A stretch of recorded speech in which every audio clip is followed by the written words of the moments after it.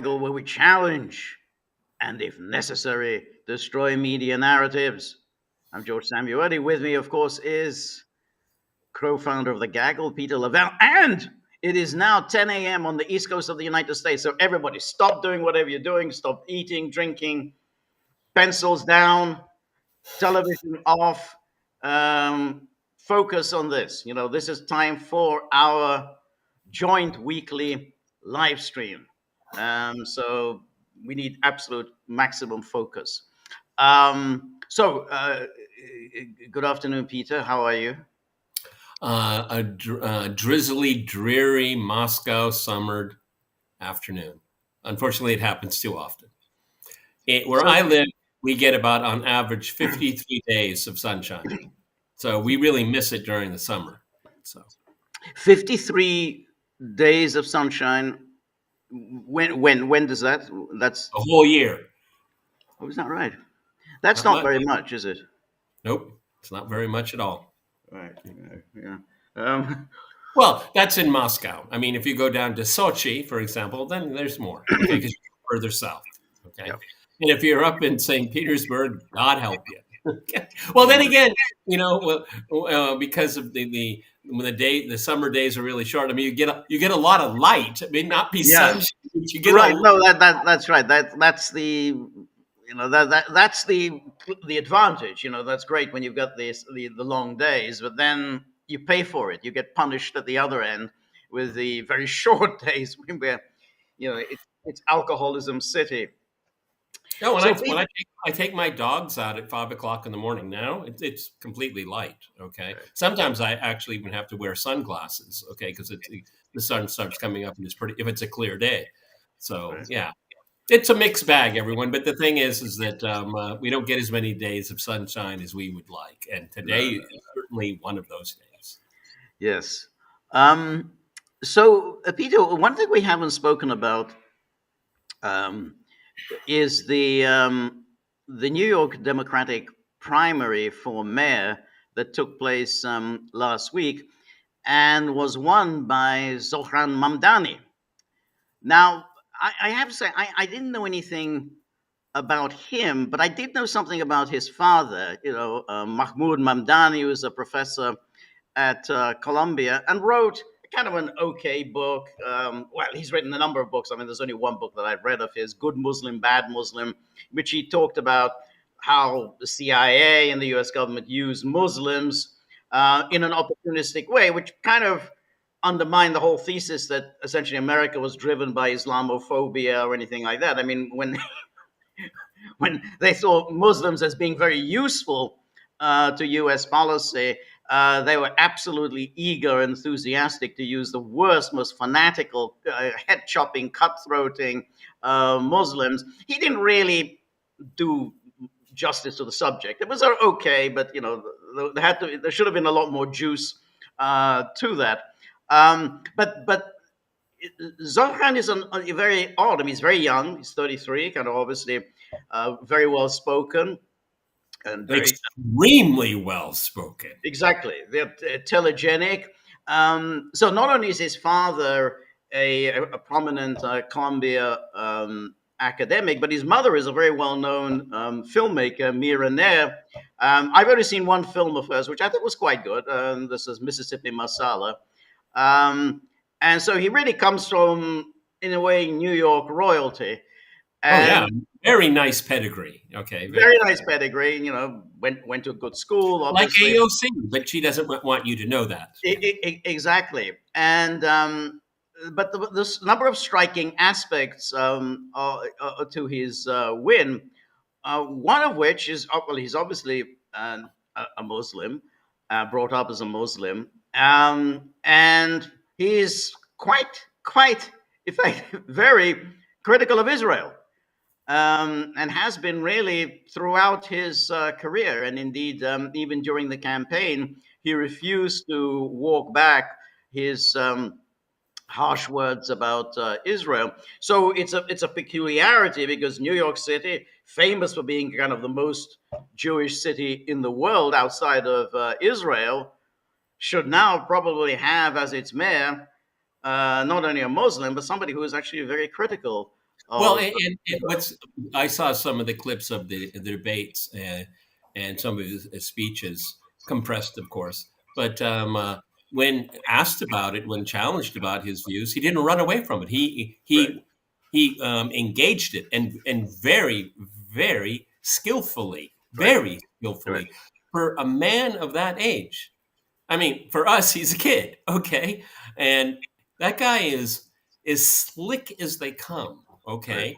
I'm making that comment about his skill, irrespective of the right, content. His right, skill, his enormous skill, and he's up against Cuomo. That that's a political pedigree dynasty, and there is no match for. I right, mean, 1 to 1, one right, wipes the floor with the other, and right, it's not Cuomo that comes out on top. right, Okay, yeah, yeah. but I mean, but this candidacy is very complex. Okay, take it away, Right. George. I agree entirely. And there was one great moment in the debates, which was when the candidates were all asked, and there were a number of them asked, what's the first country you're going to visit? Remember, everyone, this is the mayor of New York. Okay, not Secretary of State, not even governor. Why? But why governors? I don't know. I guess the LA mayor set the precedent in going to a presidential inauguration. What was it, in Uganda or something like that? um, uh, Ghana, Rwanda, Ghana. Yeah. Ghana. Sorry, everybody. Sorry, keep going, George. So they said, and of course they all said, well, the first country I'm going to visit is Israel. And and then when it came to him, he said, "Well, I don't actually intend to go anywhere. I intend to stay here and and attend to the problems of New Yorkers." It was a perfect answer because he didn't walk into any trap. Well, I intend to go visit Gaza or anything like that. He said, I'm going to stay here, and that really puts the whole thing in perspective. Yeah, if you're the mayor of New York City, and so your primary concern has to be what goes on in New Five, York City. five boroughs, Five everybody. boroughs, big city.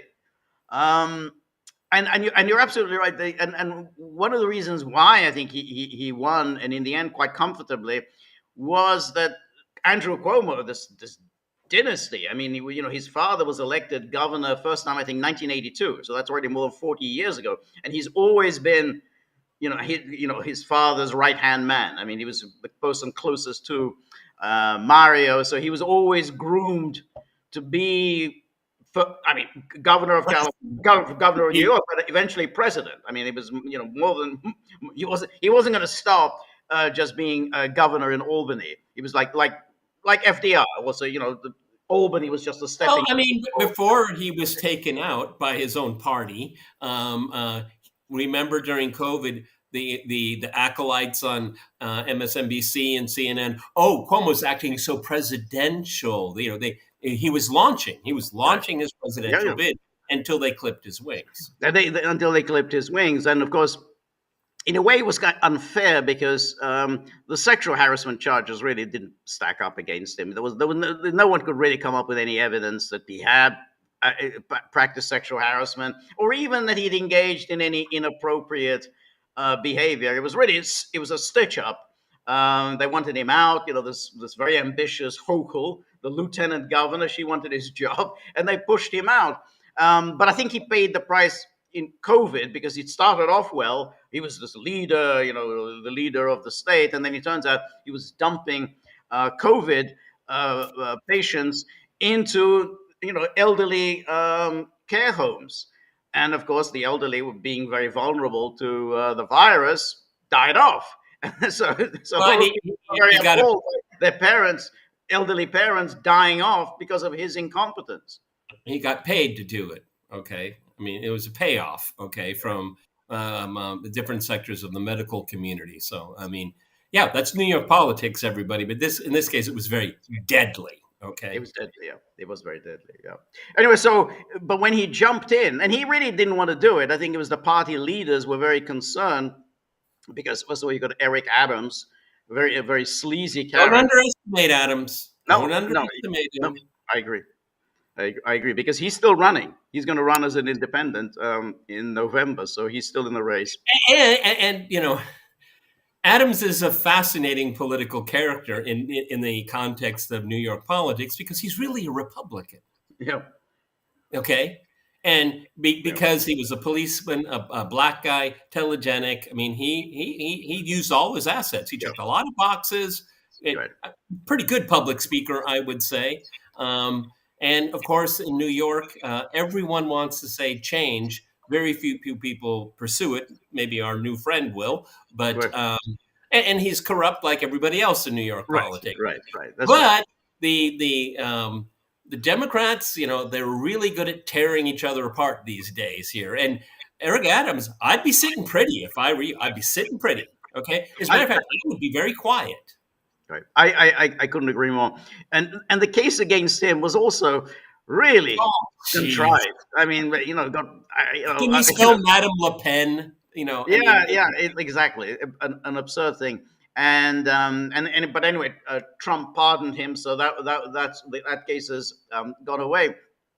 But Cuomo really had he really couldn't justify running. I mean, why would he, a man who had been governor, kind of take essentially step down to be the mayor? So he really, unable really to justify his run, and people just saw nothing but a tired elderly politician, and they weren't in the mood to vote for him, other than those who were unhappy with Mamdani. I mean, they were clearly didn't like Mamdani. And he was a surrogate, a stalking horse to propagate this ridiculous malady called anti-Semitism. Right. He ran on it, and you lost on it. Okay, I agree. Exactly. Now, at the same time, Mamdani has got an absolutely lot of nonsensical ideas that he's putting forward, like, hey, free public transport. Hey, why didn't I think of that? Let's do that. Grocery stores. Government-run grocery stores. That's a really great idea. In other words, drive out all the retailers from New York City. That's going to be a fantastic idea.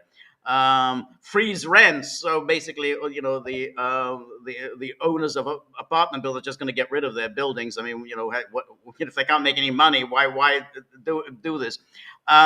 So then he does the usual culture war styles, queer liberation, and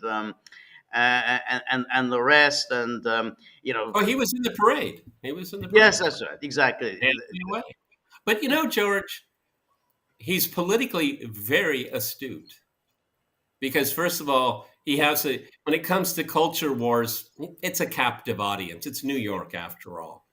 But he really wants to rattle the cage, and that's what a lot of people see. It's interesting,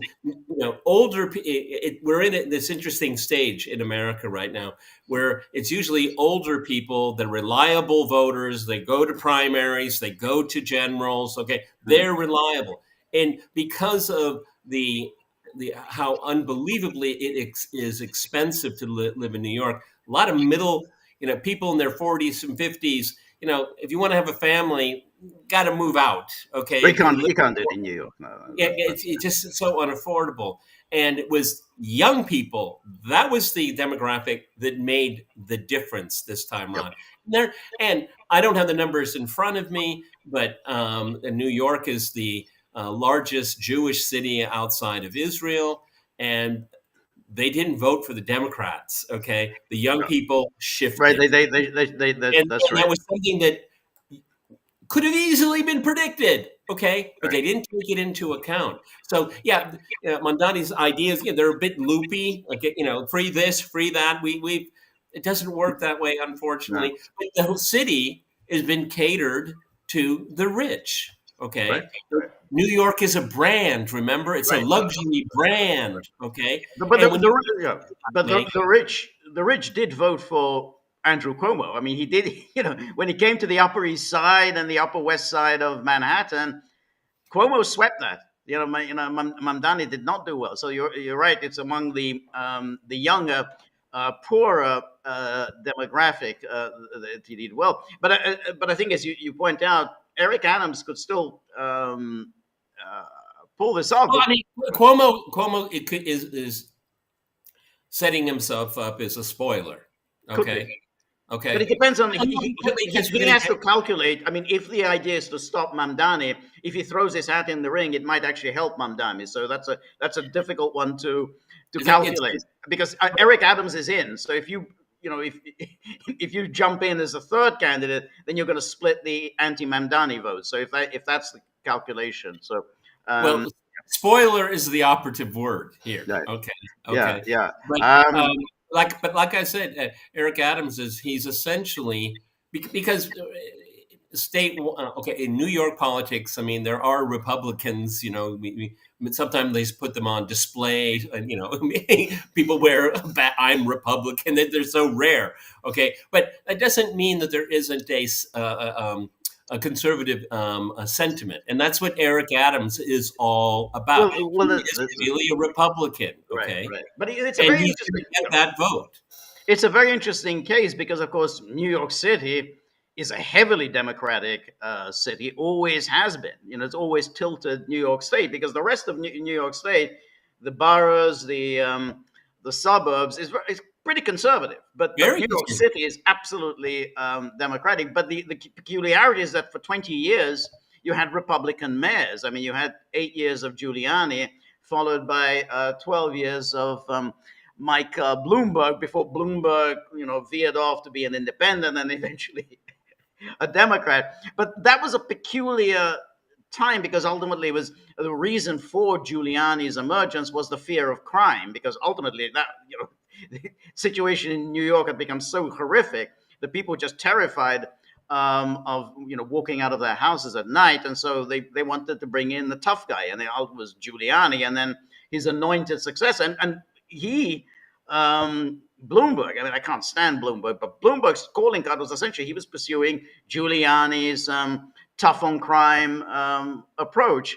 But this is where it gets interesting because after Bloomberg came Bill de Blasio, he was going to put a line in the sand against those 20 years of Republicans, but he didn't turn out to be quite as leftist as people thought he was. I mean, it's like, hey, this is a new era, we're putting all that aside, but he really didn't. I mean, though it was obviously attacked repeatedly by Giuliani, but he wasn't really quite as leftish as people thought he would be. So that's a question. Will Mamdani turn out to be, yet another kind of Bill de Blasio? It's very hard to say, but I mean, I think what George and I are trying to explain here is that being a Democrat isn't what you think it is. It's something. I think we can say there's such a thing as a New York City Democrat. Okay, a very separate category. And Mamdani, what he does is, I think he's representing a protest because a lot of people say you have de Blasio, you have Giuliani, you have Bloomberg, and it's only gotten worse for the middle class. The middle class is disappearing. We always joke about foreign policy. No matter who you vote for, you get John McCain. It seems like in New York for the last 40, 50 years, it doesn't really matter who you vote for. You get Giuliani, okay? Because and plus, New York City politics are so skewed towards the rich. Okay, they get what they want. Okay, and Mamdani he's rattled a lot of cages. He's basically representing the anger and frustration of so many people, and I think that's what a lot of people just kind of look past the culture wars, which is a part and parcel of what the Democrats are about. He's playing that, but then going up against the Israeli lobby, going up against the Zionist interests in New York City, that really got a lot of people's attention. And George and I have talked endlessly about, Israel just isn't very important to a lot of people. Okay, No. People know that by watching mainstream media, but for most people, it's like, what? Well, that's the thing. I mean, is that when you think about New York City, extremely wealthy city. So anyone who's a mayor, you have to keep a lot of very wealthy interests happy. I mean, Wall Street, the financial capital of the world, is in Manhattan. Now, Wall Street, they don't like being jerked around. So you got to make sure to keep Wall Street happy. Real estate, that's where the world that Donald Trump grew up in. They have to be kept happy. So you really have to, keep all these very powerful interests happy even though the constituency of the Democrats, the people who vote, are not necessarily wealthy people, but they, they can cast their vote. But the people who wield power are the ones who have carried big bucks. And I think Bill de Blasio kind of realized that he, if you want to survive as mayor, you have to keep the powerful financial interests happy. Obviously, and there's, let's be clear, there are a lot of rich Democrats and there's a lot of rich Republicans. Okay, Of course, of course. Which is so. But in New York City, it's by and large Democrats. It's overwhelming. It's a Democrat city. But it's divorced from the democratic process. Okay, you have very elite interests here, and then you have people that are losing ground. But what I thought was interesting is the reaction to his victory. That was just breathtaking. Well, yes. The Jews have to leave New York. It's going to be Sharia law and all of that. You look at your Twitter feed more than I do. I mean, it was just like, what is going on here? I mean, this is just simply outrageous. Fuses are being blown all over the place. Right. Sharia law. I don't want my children brought up under the veil, and the Statue of Liberty on it with a burqa and all that. I mean, right? No, that's right. But yeah, I mean, he is kind of somewhat reminiscent of Obama. That again, the background is quite similar in that Obama's mother kind of a leftish academic. So here, he also has a leftish academic background. Obama spent his formative years in Indonesia, which I think where a lot of suspicions grew up about Obama as being a Muslim, and then he kind of reinvented himself as an African American. He really did just reinvent himself. I mean, it was nothing in his early childhood and his upbringing that he was African American. He was reinvented. I wouldn't say he reinvented. Yes, I think he was reinvented. Yes, but even his being an African American was very curious. I mean, his father, who was an African from Kenya, he only ever visited Hawaii. I mean, I think that other than I think he visited Hawaii twice. I think first when he kind of had his affair with Obama's mother, and I think then they met once some years later, and that's about it. That's his father's only real connection with America. So the whole sort of African American thing about Obama was always bogus. But there is a sort of similarity, very very slick packaging, and but in the end, Obama didn't do anything at all to shake the powerful interests. He rode the coattails of the crisis of 2008. He was going to do something. Turned out he did absolutely nothing. He put Wall Street in charge of policing Wall Street. So thank you very much, President Obama. For those of you that don't remember, I mean, if there was a change election, that was it. Okay. Right. I mean, people were exhausted by George W. Bush. They absolutely exhausted the Iraq War, the financial crisis, and then they put John McCain against them. I mean, what could possibly go wrong for Barack Hussein Obama? Okay, I mean, really. I mean, Norman Finkelstein has a very interesting thesis, and I wonder if it's going to apply to this mayoral election in New York. He said Barack Obama's appeal was about how you feel about yourself. If you didn't like Barack Obama, there was something wrong with you. Right. And that's how the campaign was run, masterfully. I mean, masterfully. Yes. That messaging was very, very, very powerful. And Norman came up with this years later. But when I listened to him articulate, I thought, yeah, I do remember that. I remember it would be. It's not what his intrinsic value is. What it was a conscience searching endeavor on the part of the voter, and it worked. It worked. Having said that, Obama was just taking a leaf out of JFK's playbook. JFK did exactly that. If you don't vote for me, you're an anti-Catholic bigot. And so he created this fake, phony, anti-papist bigotry that supposedly dominated American life, and so therefore he went ahead and said, "Oh, you've got to vote for me, otherwise you are an anti-Catholic bigot." Well, I mean, it's interesting you mentioned that because George and I've, look, we've talked about presidents since JFK, and almost with the exception of, a few except LBJ was already a known quantity in American politics, and Richard Nixon was already a known quantity.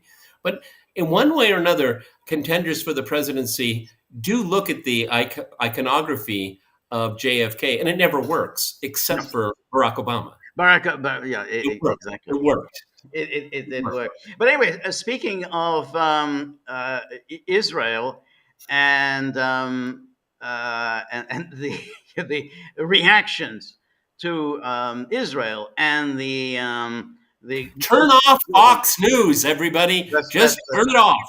That's right. So at Glastonbury Festival on this weekend, there was a performance by a punk band, punk musician, somebody called Bob Vylan. I have to say, I've never heard of him, and it's not my glass of tea, to say the least. But nonetheless, his performance did arouse huge indignation in the UK. So let's take a look here. And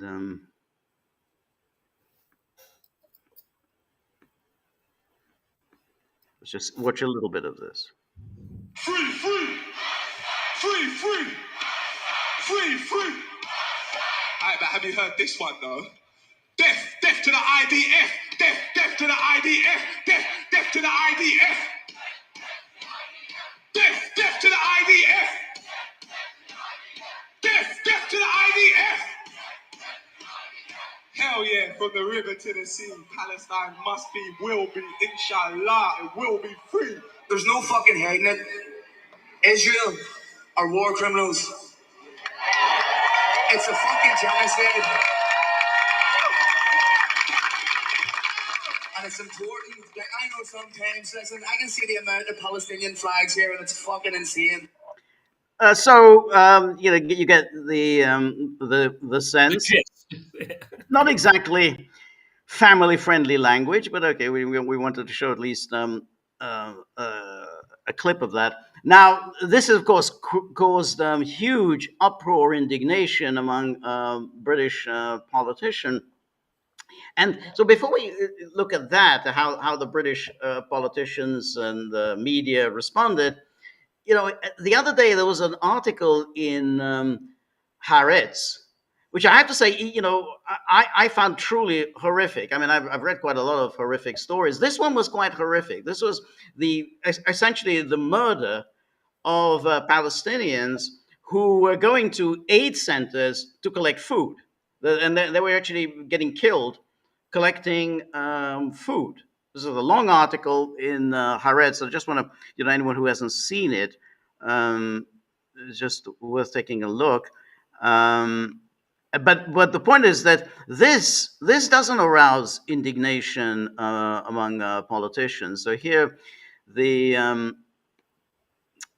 says it's a killing field. IDF soldiers ordered to shoot deliberately at unarmed Gazans waiting for humanitarian aid. So again, this is everybody. Haaretz is the paper of record. It's their New York Times. Yes. Okay. Right. Okay. That's right. This isn't a fringe publication. Exactly, and it's not a Hamas publication. It's not a Palestinian publication. So this is coming from Haaretz, and it says IDF officers and soldiers told Haaretz they were ordered to fire at unarmed crowds near food distribution sites in Gaza, even when no threat was present. Hundreds of Palestinians have been killed, prompting the military prosecution to call for a review into possible war crimes. And of course, Netanyahu and Katz reject it as a blood libel. And it says here that Israeli soldiers told Haaretz that the army has deliberately fired at Palestinians near aid distribution sites over the past month. Conversations with officers and soldiers reveal that commanders ordered troops to shoot at crowds to drive them away or disperse them, even though it was clear they posed no threat. I mean, this is live fire. That's important. This isn't crowd control or anything. This is live fire, live bullets. According to the Hamas-run health ministry in Gaza, 549 people have been killed near aid centers and in areas where residents were waiting for UN food trucks since May the 27th. So that's just a month. Over 4,000 have been wounded, but the exact number of those killed or injured by IDF fire remains unclear. And then, of course, Netanyahu and Israel Katz rejected the claims they call blood libels. They always use that term, blood libels. And then here's who's behind all of this fake humanitarian organization, the Gaza Humanitarian Foundation. 8 centers began operating in the Strip at the end of May. The circumstances of foundation's establishment and its funding are murky. It is known to have been set up by Israel in coordination with U.S. evangelicals and private security contractors. Its current CEO is an evangelical leader close to President Trump and Prime Minister Netanyahu.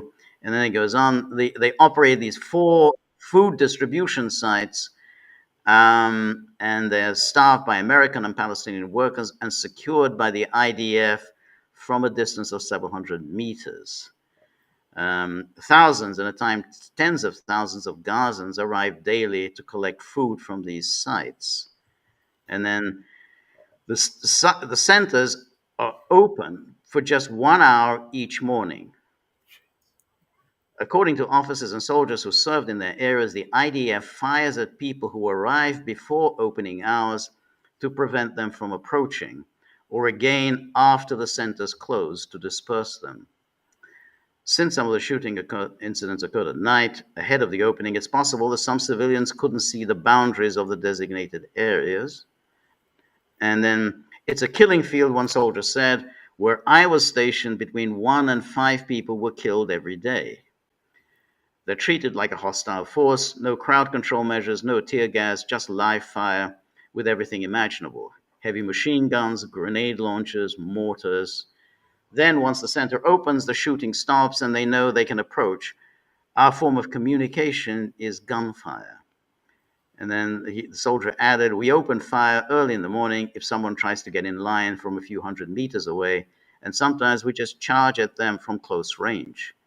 But there's no danger to the forces.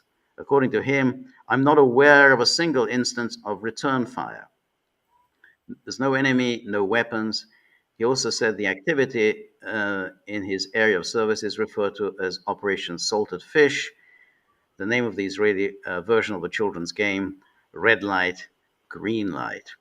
So that's quite a horrific story. I mean, there's, it's nothing that unusual. I mean, but it's just so shocking in its complete inhumanity. I mean, you're shooting at people who are coming to collect some food.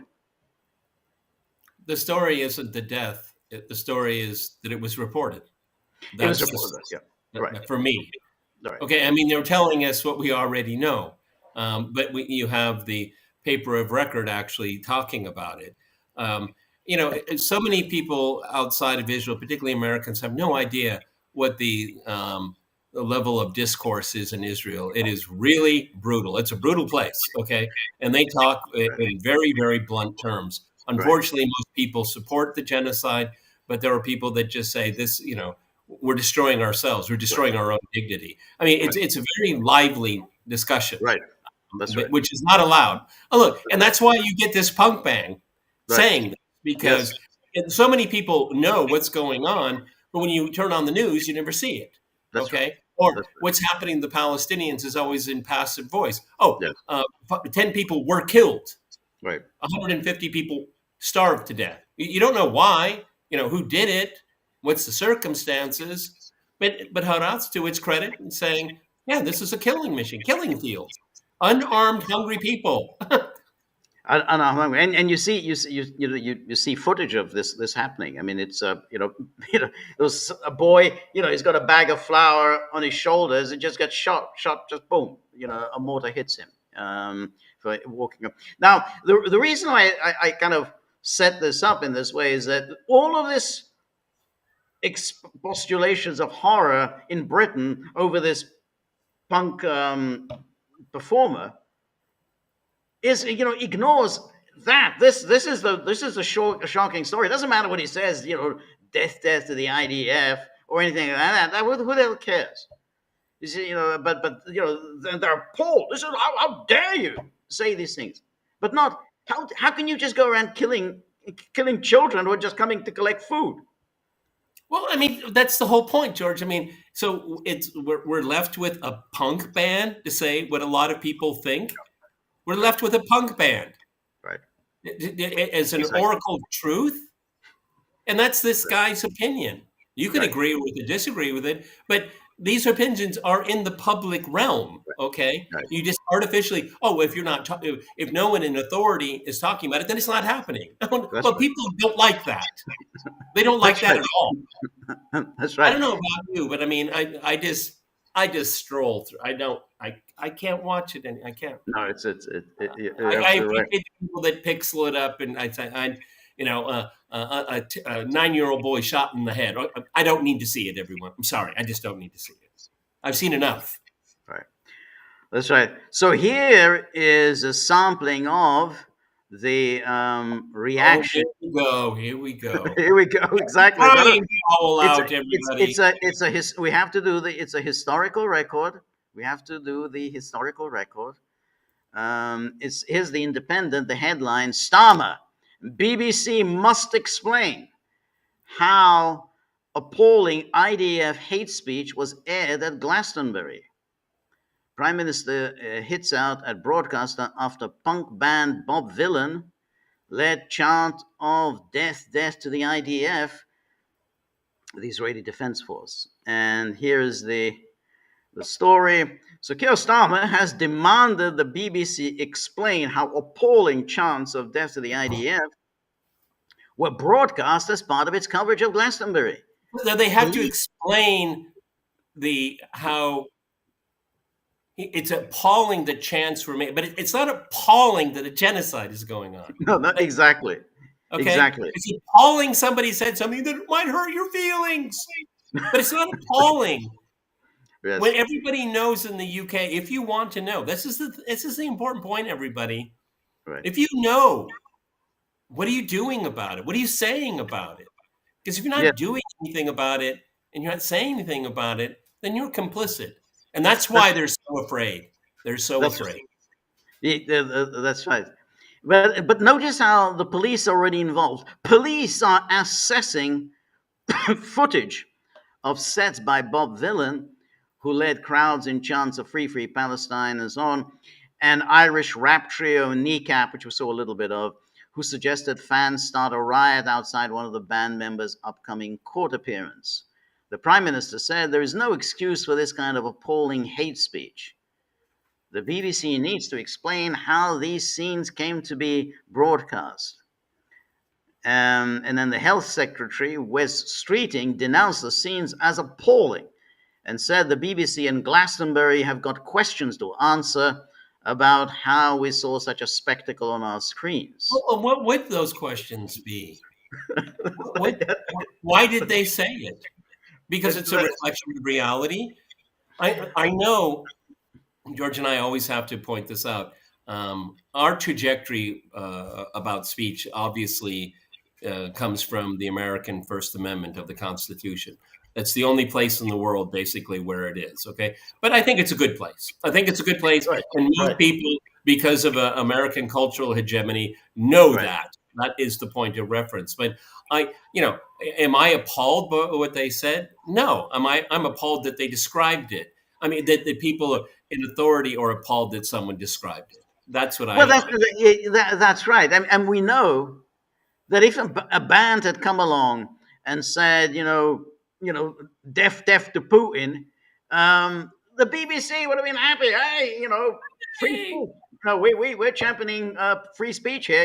We don't censor anything. We don't. No, that's not what we do. If a performer wants to say deaf to Putin, then that's his that's his prerogative. Well, they'll be invited no one would care. They'll be invited to attend down. Exactly. Downing Street. All right, everybody. What's in play here? Let's just be brutally honest, okay? Death to the IDF means what? Death to the Jews. That's what they're all wound up about. Okay, that's what it's all about. Yes. Okay, but that's how they spin it. Just like this whole thing, the blood libel. They always do this. So they use this term. I don't think most people know what blood libel. No, they don't know exactly what they don't know what blood libel. But they say, "Oh, that doesn't sound nice." But here then is so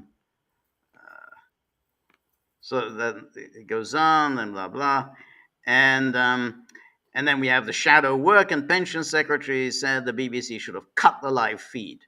Cut it altogether to the performance.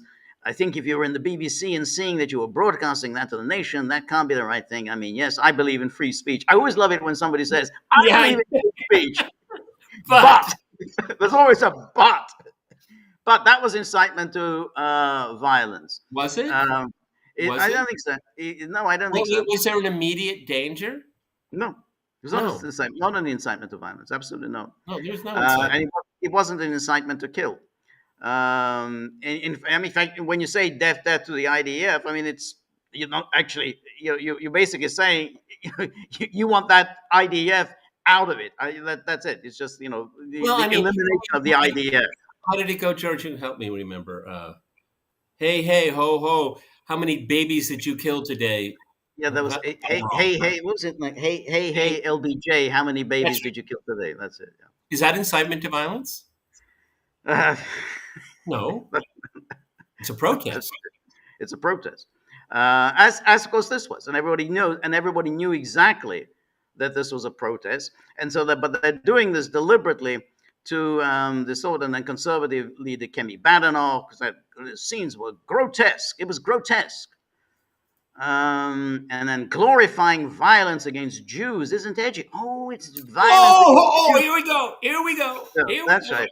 Here we go. The West is playing with fire if we allow this sort of behavior to go unchecked. Yeah. Well, go back just one slide there. Right.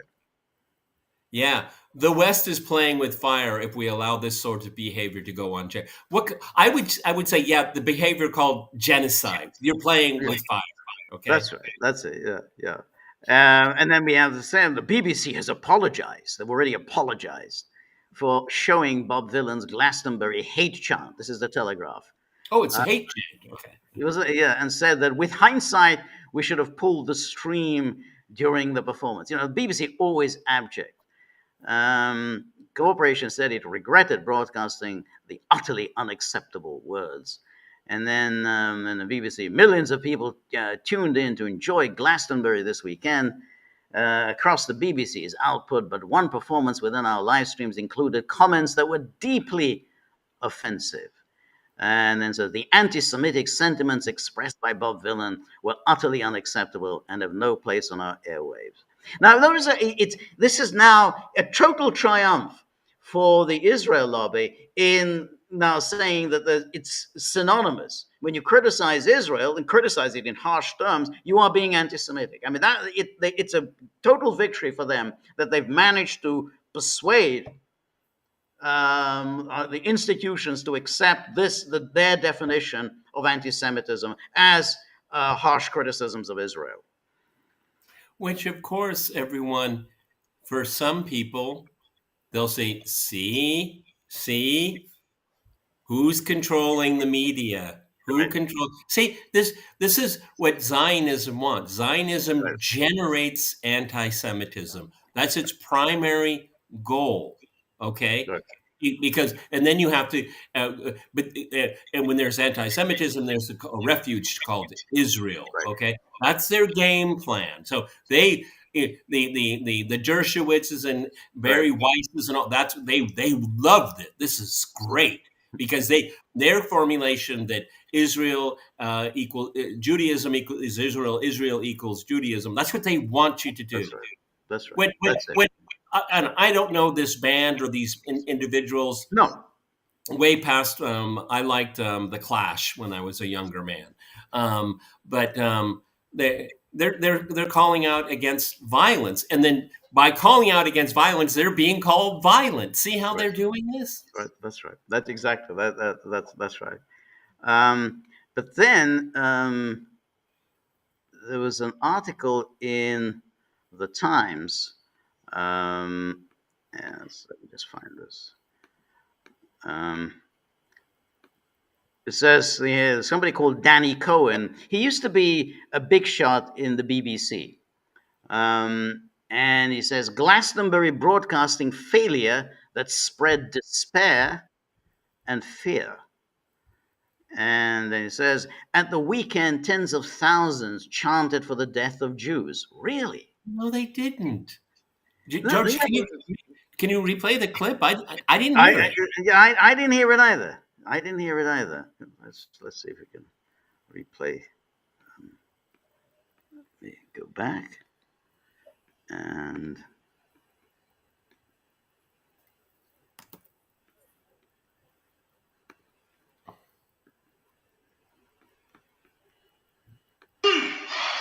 Free. Alright, but have you heard this one though? Death to the IDF. Death to the IDF. Death to the IDF. Death to the IDF. I'm still waiting. Death to the IDF. Yeah. Hell yeah, from the river to the sea, Palestine must be, will be, inshallah, it will be free. So that was what he said. Now, but this person again, this isn't just some random person. This is a columnist for the Times, and held a top job at the BBC up until recently. Top job at the BBC. So he says there was a chant of death to the Jews. Let's take a look again. That article, this distinguished article in the Times. At the weekend, tens of thousands chanted for the death of Jews. This did not happen in Iran. It did not happen at a far-right rally. It happened in Britain and was broadcast live by the BBC. Britain's Jewish community is feeling a mixture of shock, despair, and fear. So the Jewish community in the UK is monolithic, right? All Jews are the same. Again, we hear this over and over again. Yeah. That's a Jewish community, Britain's Jewish community. Racist experiences since October the 7th have left many Jews feeling distressed and isolated. But these events at Glastonbury are particularly threatening. So he's talking about Palestine, from the river to the sea. They've basically adopted the slogan. This is the Likud slogan about from the river to the sea, and then they talk about death to the IDF, which it's a military force. And when you talk about the death to a military force, well, that sounds, that's basically, that's what war is about. There's nothing there about death to Jews. And if I can point out to everyone, do not allow these people, the BBCs and the like, free Palestine. Well, George, that is really open to interpretation in a lot of ways. Well, there's a lot of everyone in historic Palestine, mandate Palestine. You can take your formulation, but what about everyone being free? Everyone should be free in Palestine. Free Palestine. It's up for you up to yourself to determine what that means. When I hear it, I think everyone should be free, irrespective of your religion. But the point is that what was called Palestine, that British mandatory Palestine, which was supposed to be kind of divided up between the Jews and the Palestinians. Essentially, the Jews already have 78%. the argument that's going on now, which is that the Israel isn't even going to permit the Palestinians to have that 22%. That's all that's left, the 22% of that mandatory Palestine. So that's what the Palestinians are demanding. Everyone who talks about the two-state solution, they just say, "Can we have that 22%?" And they're being told, "No, you can't. You have to go away." But you're not even that 22%. That's all that's left of that mandatory. My point is that Palestine, only up until the middle of the 20th century, was a geographical place where it was multi-ethnic, multi-religious for a millennia, longer. And what they want us to do is to say Palestine is synonymous with Israel, which is synonymous with only Jews. That is historically incorrect. Okay. No, that is definitely not the case, and definitely not even the case with the Balfour Declaration. I mean, it's always been a question: what did Balfour mean by creating a national home for the Jews in Palestine? But nonetheless, I don't think anyone thought at the time that entire territory of for Jews and only Jews, particularly as in the Balfour Declaration it said, but it will not be done to the detriment of the people who are already living there. So Balfour recognized that there were already people living there. So whatever you create a national homeland for the Jews, it cannot be at the expense of the people already living there. So that was that. Yeah, so George just dispassionately, forensically, correctly described what the historic term Palestine in the modern era means. But no, if you say something different or can be easily interpreted, intentionally interpreted a different way, you're an anti-Semite. This is absurd. That's right. It's absurd. That's right. But you got just to get a feel for this appalling character, who writing in the Times. So this is in the Murdoch press, and then it says here, can you recall any other occasion in our country when a crowd of that size chanted for anyone to be killed? Yet this was broadcast live by the BBC as entertainment and permitted by the Eavis family who run Glastonbury and claim that its values are peace and inclusivity. The BBC should be held to account at the highest level for these failings, and Glastonbury should now be understood to be the home of popular chants for the deaths of Jews and racist stories about Zionists told to cheering crowds. Don't you think he's reading a lot into this, George? Just a little? Yes, just a little bit, yes. One of the key questions that the BBC executive must answer is why the live broadcast of Bob Vylan's performance was not immediately cut once his racist rant began. So now he's implying that the BBC is a coven of anti-Semites. Okay, again, maybe my hearing's up. What was racist about it? Yes, yeah, nothing. It takes seconds to take this step, and yet the BBC chose to keep broadcasting. So why was it deemed acceptable for such explicit racism and threats of violence to be broadcast across the nation? There was no threat of violence. That's right. And then it says, yet it is the crowds themselves that the Jewish community will be disturbed by most. They have to be disturbed by the crowds. A mass display of violent intent against Jews took place at Glastonbury. George, we were this far away from a pogrom. Exactly. Oh. But notice how he's writing this article, and the subject of Israel, Gaza, the IDF, none of that has come up. This whole thing has been talking about Jews, Jewish community.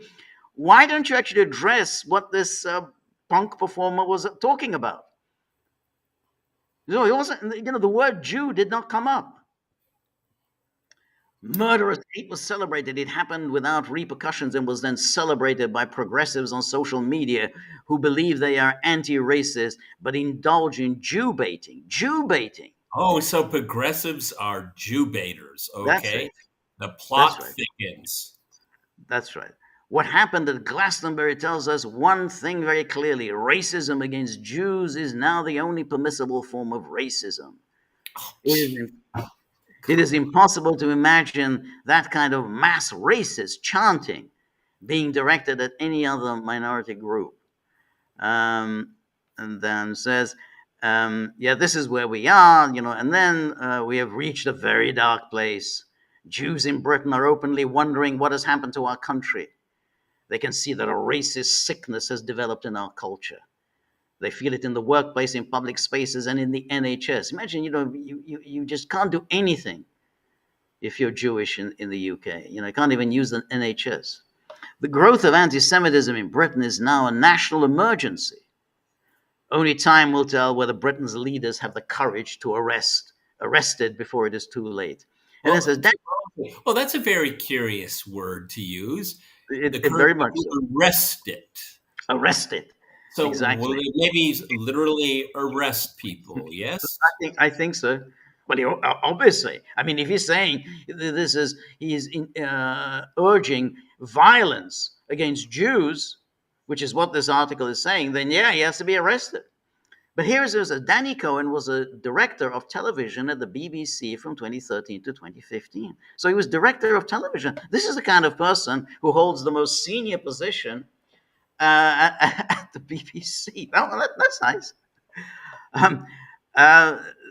So Yeah, but George, if any other group, would the BBC, would there be such an uproar about it? I doubt it. no, absolutely. That's what I mean. If anybody else, had done this about Russia or anyone else, there would not be anything like this. None at all.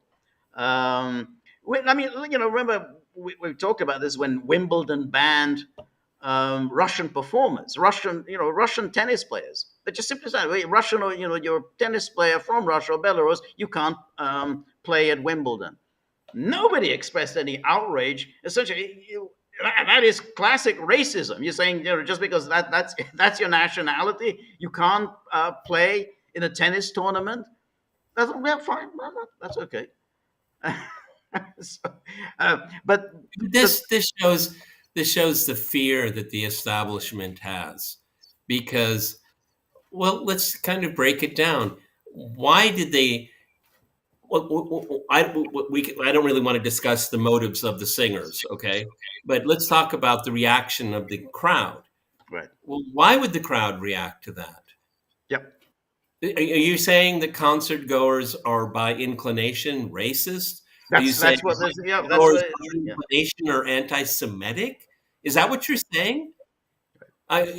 No. What I think the correct interpretation is that there's a growing awareness about the catastrophe, dignity catastrophe that is happening in Gaza, and Right. people are reacting to it. Their mainstream media won't react to it, or they'll water it down, passive voice, and then Right. these guys, in a bit of a vulgar way, in a crude way, expresses what a lot of people are feeling, and that's why you got the reaction that you did. Okay, Yes. who's generating this the That's feelings of alienation, of being lied to? It's the BBC that's doing That's that. That's right. But what they do, like that article by Danny Cohen, and you can find any number of exactly the same articles, the Jumper Horitzes and others, which is they unleash this tirade. Oh, anti-Semitic! You're calling for the death of Jews, blood libel. This has to be stopped immediately. You're demanding the mass killing of Jews. You're demanding another Holocaust. You're Hitler. I mean, and you basically, what have you done? You have silenced criticism of Israel. You've done it by bringing up a whole lot of ridiculous, over the top, nonsensical assertions, and they're essentially they've been doing this and they're succeeded. Look at how the BBC cowering This was a real lack of judgment on our part. We're very, very sorry. We should have cut the feed. Not you could say, well, should have cut the feed because he was using foul language. You could say, okay, well, it's a family show. We shouldn't have foul language on a family show. No. We didn't like what he said, so we should have just cut the feed because we didn't like what he said. Well, let's look at the coverage of Ukraine and its government. What kind of fawning does the BBC give Ukraine when it is extremely well documented, even in mainstream media, that Ukraine has a Nazi problem? Okay, Right. I mean, Right. and there was a recent story, I think it was last week, when they were training these. The French were training these Ukrainian soldiers, and a really high number of them had, Waffen SS tattoos and other Right. peculiarities from the mid 20th century. Right. Okay, Right. but that it's not. It doesn't mean that. Actually, those are ancient Indian and Hindu symbols. Or remember that story? Yes, they do. Yeah, that's right. The swastika was this. Yes, that's what it was. It was just the swastika. Oh, that's an ancient India, and that's all been completely. I mean, they just invented this because it's true. The swastika did have that ancient India, but nobody knows about that. I mean, imagine all these Ukrainians. We like this ancient Indian. We just stumbled upon it. Okay. Independent of the Second World War, right? Okay. Well, there'll be somebody at the BBC that'll tell you that, and they probably have. Okay. Because we heard that. Oh, no. It means something else. A swastika means a swastika, and everybody knows it. Right. So one other thing that was quite interesting that we haven't talked much about the Israel and Iran is this guy Grossi. He was on Deface the Nation, as Trump is wont to say, and he kind of said some interesting things there, which only highlighted. I mean, he's been an absolutely ineffectual leader of the IAEA, but it only highlighted just the extent to which it was the whole thing was a complete fraud. So if here's what he says, essentially, the Iran was cooperating fully with the IAEA. So let's look at that.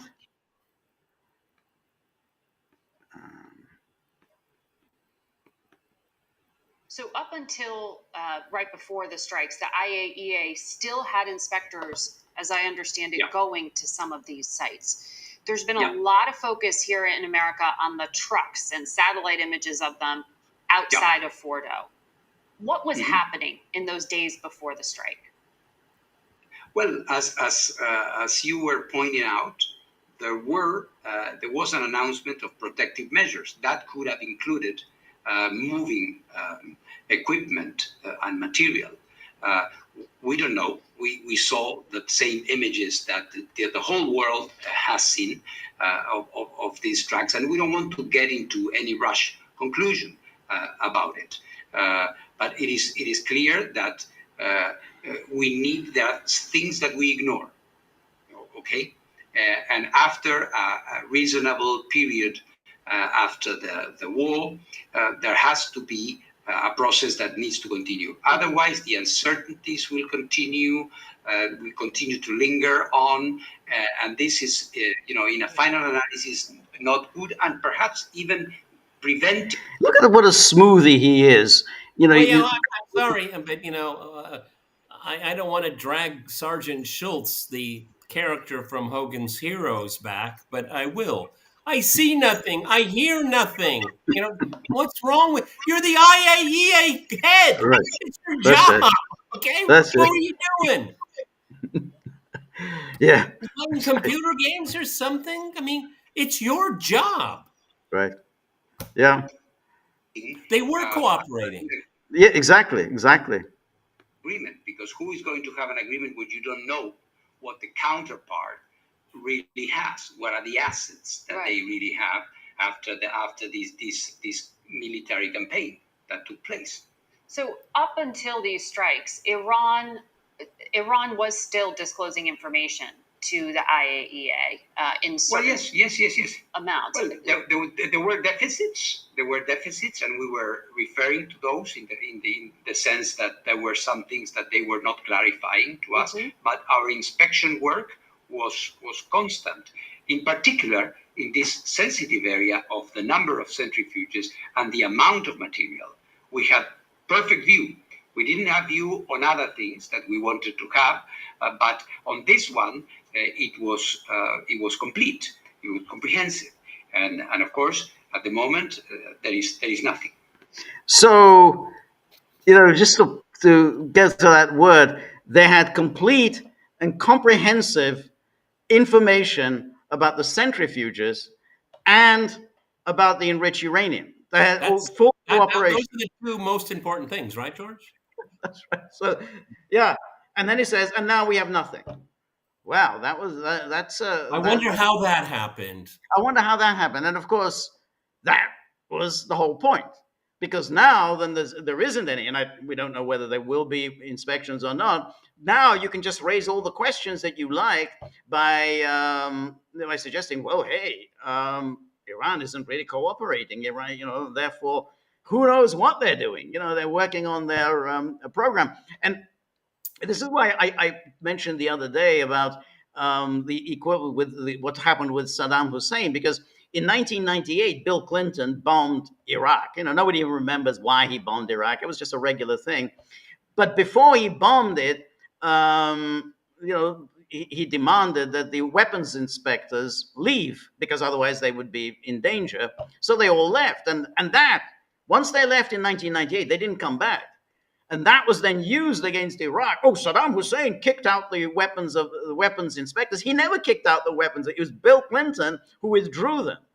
And that was really the point, because once the weapons inspectors were gone, then you can make up all these fairy tales about how Saddam Hussein is developing weapons of mass destruction. Well, what Grossi's doing, he teed it up. He gave legitimacy, quote unquote, legitimacy for the attack on Iran, and he's doing it again. Right. He's doing it again. He's setting up the second round. That's right.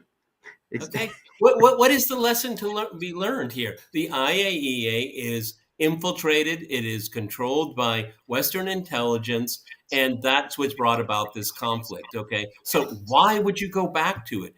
The IAEA, not the idea. It was a Western influence that crushed that very, very important agency.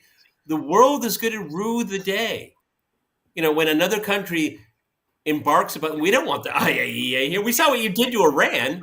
Right. Okay. Right. I mean, their legitimacy, the OPCW, dead. IAEA, dead.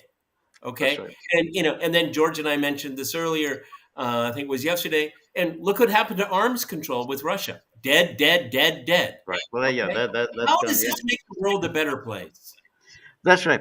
But of course, the IAEA is a really interesting case, because you then have to wonder how much information did they pass on to the Americans, which means that it was passed on to Israel, such as all of Iran's nuclear scientists. Home addresses, exactly. And so therefore, you're doing a little more than just simply, we're just making sure that everyone's in compliance with the Non-Proliferation Treaty. Well, you're helping the armed forces of their adversary. You're facilitating an attack. And Grossi knew that when they did that report, they published that report at the time when Israel and the United States were threatening. I mean, this was daily threats that were being issued against Iran. For him to publish that report, it's a completely wildly overstated report. Now he's sort of saying, well, we didn't actually say that they were close to nuclear weapons. No, but what you said was enough for them to seize on that and say, look, Iran might just break out at any moment. He knew perfectly well what he's doing. That now he's trying to, essentially, wash his hands of this. Well, they didn't attack because of me. I didn't have anything to do with the attack. No. It wasn't because of me. It wasn't because of the IAEA that they attacked Iran. Well, I mean, quintessential useful idiot. Okay, that's what he is, and he's going to go down in history in disgrace. Absolute disgrace.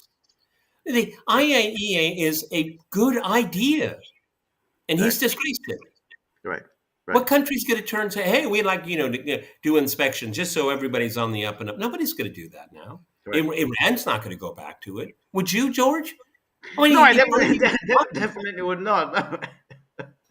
I mean, it depends on how much room they have to maneuver, because they're in the crosshairs of Israel and the United States. But yeah, absolutely. I mean, the IAEA has no credibility at all. Now, one other thing that I wanted to bring up, it was something that hasn't really got much attention in the media, was Tucker Carlson, who's been waging this ferocious campaign against the neoconservatives. But he revealed the other day that Rupert Murdoch, or the Murdoch organization, had tried to get him to run in the 2024 presidential election. He said this in an interview with Clayton Morris. Let's just take a look at this. Very,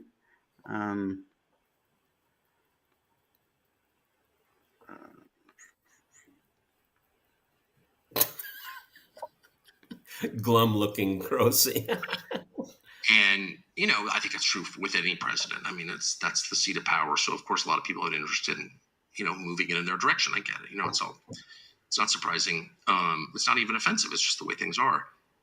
I'm just offended watching these people who I know personally, and I know for a fact they hate Trump. The Murdochs really hate Trump.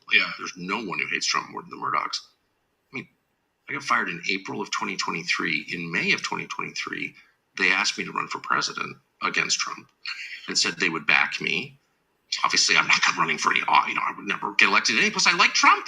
I mean, that's the funny thing is, I actually genuinely, I get frustrated. I'm frustrated now. So hold on. I'm sorry. Trump. You just said that, and they asked you to run for president against Trump, the Murdochs. Yeah. Lachlan Murdoch said you should run for president. We'll back you. The whole thing, the whole Fox News apparatus, and not just Fox, but Wall Street Journal, all of their papers, everything. Absolutely, yeah, we'll back you. And that came right from. You should do that. I was already gone. They'd already canceled my show. I was still under contract, but they canceled my show. You should run. We support you. You should run. We want to stop Trump. Yeah. Well, he was running.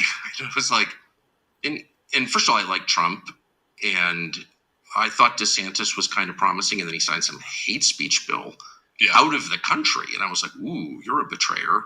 Like, that's so offensive to me. I can't even, any hate speech bill is so offensive to me. Can't criminalize opinions. Right. What? Criminalize violence, which they don't.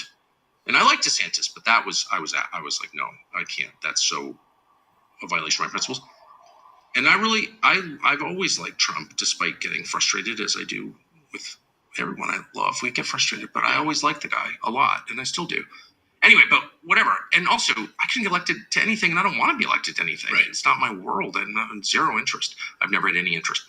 But he looked at me, oh, yeah, absolutely, at dinner, you should run. And I was like, that's not my world. Like, I'm an opinion guy. I can sit behind a mic and tell you what I think, and that's what I've done my whole life. It's what I want to do. It's all I'm qualified to do. And he's like, no, you should do that. That's a fact. So... I have to say, it's quite an extraordinary story because... because, George, you and I talked about it at the time. Well, we talked about it at the time, but I mean, what's startling is that they fire him in April 2023. God, it's already so long ago. And then this dinner with Lachlan Murdoch takes place May of 2023. And he says all of the Murdoch organization will be at your disposal. We're all going to promote you. So that means, Fox, Wall Street Journal, New York Post. And it's quite extraordinary. It has to be true because that's an easy one, to deny. I mean, and I haven't read that they've denied this. So you see, put this out there, and there's been no denial as far as I can see. So it shows a real cynicism on the part of the Murdoch organization. They fired him. They obviously didn't like the politics he was espousing. Everything was said, particularly about Ukraine, but they said, hey, maybe we can use him against Trump. And this was fairly early on. So this is talking about May 2023. So at that time, it was by no means a done deal that Trump would get the nomination. So it's quite an amazing disclosure. Well, I can remember in and around that time, in Politico, articles about Tucker Carlson running for president. Right. Very, very interesting. I remember when we discussed it, and I said, Tucker Carlson would never run for president. He would, at least not in that cycle. Okay. Right. Why? You have a good gig. Okay. Right. Why go into politics? Well, at that stage, he didn't have a good gig. For the most part, the worst people in the world go into politics. Right. No, I think so. But since this was after he was fired, he didn't really have a good gig anymore. So, why not? Yeah, but his contract expired in January 2025. Something like that, yes. I think why he's saying it now. No, but at the same time, he was still getting money. But obviously, his show, he wasn't going to have a show at Fox News anymore. That was clearly, but Murdoch was saying, well, yeah, okay, you don't have a show with us. We don't really like what you say, but no one else can stop Trump. So, and presumably, the idea was that if he were to succeed, then essentially he'd be a creature run by Murdoch. And I think Murdoch has always wanted to do that. He's always wanted some creature, some prime minister was just taking orders from Murdoch.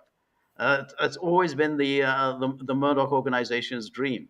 It's interesting that the TV series Succession, it's all about this. Okay. It was basically a template for the Murdoch family. What's really interesting is there was a Tucker Carlson-like character in that series, and they really liked him. Okay, so they liked the Murdochs. I liked Tucker for different reasons, not because they agreed with him on anything. Is that they thought he could be a foil against Donald Trump. It shows the kind of people that they are. They don't really have any values, do they? No, not at all. I mean, I think you fire someone. And then you say, well, hey, maybe we can just make use of you. It's just really appalling. So we got a few questions to answer, and this is a strange one. So Stone River, who's a good friend of the Gaggle, he says, which I was kind of says that the live stream stops at around 19 and a half minute mark, and then goes into a loop. I don't know. Everything seems to be okay, but I don't. Who knows? I mean, Rumble is just such a. Well, no. I mean, is the reference being made to Rumble? Well, the live stream. I mean, Rumble is the live stream is on Rumble. Yeah, well, it says we have 0 on Rumble, so maybe right? He's right. Okay.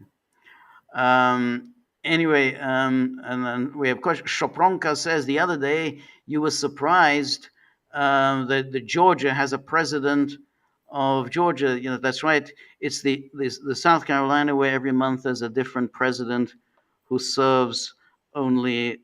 Oh, the Supreme. No. Oh.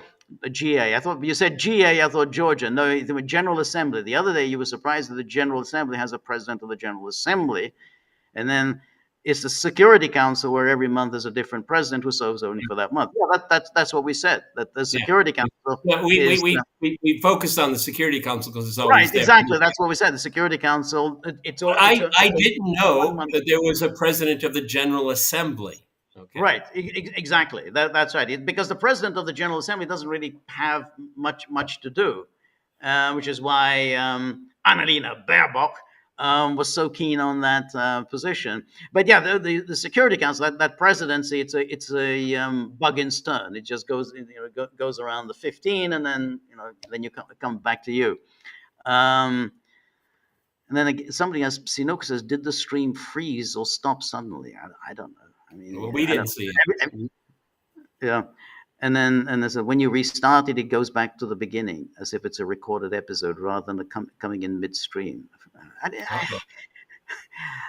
don't know. It's somebody doesn't like us, maybe. Yeah, maybe is it? Yeah, but you're absolutely right. Rumble. Yeah, Rumble. We don't have anyone on Rumble, so that's yeah, that's a problem. So and that I think is affecting the number of comments that people are able to make. So I mean, it's kind of an interesting situation because I mean, going back to Trump and Iran and Israel, that the Trump and we mentioned this yesterday. He's talking about this ceasefire in Gaza. In the useless way that Trump has, oh yeah, we have a ceasefire, and we've got to get the hostages out. Now, I mean, the most obvious point, and we hardly needs repeating, but the most obvious point, you had a ceasefire in place, and you had a plan to get all of the hostages out. What happened to that ceasefire? It was you, Trump, and you, Netanyahu, who broke that ceasefire. It was a three-phase program that Trump himself had negotiated before he rose to the White House. Yeah, but see, George, it goes back to the very beginning of our live stream. Then, if you ask those questions, then you're going to have to start questioning Israel's motives and its involvement, right. And you're not supposed to do that. Isn't it really interesting? George is absolutely right. Why are you calling for a ceasefire when you already had one? And then you dropped it like a hot potato. Right. And never went back to it. Right. Oh, the Israelis did that. Oh, you can't criticize Israel. See? Right. They create a trap for themselves. So that's even people that want to criticize Trump, which is actually a very good question to pose. Right. You won't get a hearing. Right. Nope. That's right. That's right. And so that's the interesting thing is that if we have if Trump realizes that you have this ceasefire, and the only way you're going to get a ceasefire is if you have basically you apply some pressure against Netanyahu. I mean, you have to apply some pressure against Netanyahu, and he knows this. And he even boasts that I told Netanyahu to knock it off, not attack Iran. So he knows that he's going to have to apply some pressure against Netanyahu. Then it doesn't seem entirely consistent to send out these ridiculous truths, hailing him as the greatest hero ever of Israel. Because if you're going to do that, if you're going to tell the world that this man is the greatest man who ever lived in Israel, then essentially how are you going to get any kind of anything? I mean, you've given him a blank check. So, well, I'm the greatest hero Israel has ever had. That's why this is, can you say it's ending badly? It will end badly. I'm just thinking of the process before. He's trapped. He's trapped himself. He's allowed himself to be trapped. And so, you can have a whole slew of truths coming out. We. Hey, right. Bibi, why don't you, wrap that thing up in Gaza? Huh? Right. Huh? Right. Because Netanyahu says we have a mutual, he decides what the mutual interest is, Iran. Right. When it's Gaza, no, that's not your concern. That's our concern. Right. Yeah. That's right. And Trump is good, goes along with it. And he will rue the day. All these influencers say, "Oh, it's a five-dimensional chess. He knows what he's doing." Now he's wrapped it up in Iran. Now he wants to take care of Gaza. It's a fool's errand. Right. Remember, the internet remembers everything. Right. Right. Well, that's right, and that's what's so extraordinary about this, because Trump knows perfectly well that Hamas is not going to agree to anything other than something very similar to what it agreed to in January, which is, yeah, you can get the hostages back, but Israel needs to withdraw from from Gaza. I mean, that's it. And then, but if Netanyahu says, well, no, we intend to continue with this war against Hamas, and we want the hostages back, well, then that's it. Then there's no deal. And that's Netanyahu's position. And Trump, essentially, by singing the praises of Netanyahu, is now associated with that position, which is, hey, we've got to crush Hamas. What if you're going to go for it? You've already been doing it for 18 months, or it's actually more than 18, whatever it is. You're not making much progress, but there's not going to be a ceasefire if your goal is, well, we're going to crush Hamas, whatever that means. You're not going to get hostages back. It's not about Hamas. It's never really been about Hamas. This is to crush the Palestinians in Gaza, depopulate it, and occupy it. Okay, this is what this is about. It's taking time, but it doesn't seem to bother Netanyahu very much whatsoever. Okay, right. And on top of it, it's spreading all of the guilt. You're all involved in it. You're all involved. You Europeans, you backed it all. Americans are behind it. Right. That's right. Don't look at us, okay? Right. That's something that a lot of people are going to have to contend with for the rest of their lives. Believe me. Right. Be on the right side of this. Yes. George, you just said ever since January. That seems like years ago. Yes. It feels like it was a long time ago. Wow. Yes. This presidency is exhausting. Yeah, it is. It is. Because essentially it still isn't even 6 months. We're still, we're still a few days short of 6 months. And so there's a long way to go. But the example of Gaza, it just shows Trump just makes these invocations. Oh, I want, time for a ceasefire in Gaza. In 2 weeks. That's right. When it's obvious to everyone. They'll say, you had a ceasefire in place. You know what you need to do to get there. It was a 3-phase plan. That's why, just simply saying, well, you got to release the hostages, that isn't going to get you a ceasefire. I mean, but Trump just said, hey, I demand a ceasefire and a release of the hostages. As he's writing these very lengthy truths about the sanctity of Benjamin Netanyahu. George and I commented on this yesterday. It is one of the most bizarre things I've ever seen in politics, particularly from a very self-centered, egotistical man like Donald Trump. I'm not criticizing him. I'm describing him. Okay. Right. He gives so much airtime to another leader. It's so bizarre. It's inexplicable.